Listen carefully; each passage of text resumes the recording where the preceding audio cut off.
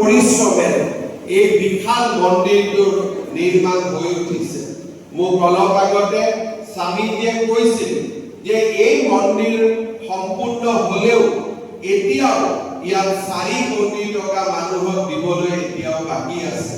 অৰ্থাৎ তেখেতে কিমান পৰিশ্ৰম কৰি এই মন্দিৰ নিৰ্মাণ কৰি আমাক সকলোকে আধ্যাত্মিক প্ৰেৰণাৰে উদ্বুদ্ধ হ'বলৈ আমাক সকলোকে প্ৰেৰণা যোগাইছে।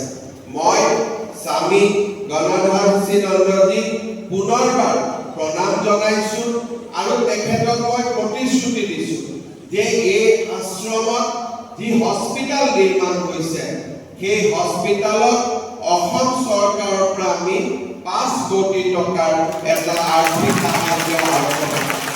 ইয়াৰ উপৰিও মন্দিৰ নিৰ্মাণত তেখেতৰ এতিয়াও যি ধাৰ থাকি গৈছে 4 কোটি টকা, এই 4 কোটি টকাও আমি অসম চৰকাৰৰ পৰা আগবঢ়াবলৈ সিদ্ধান্ত গ্ৰহণ কৰিছো।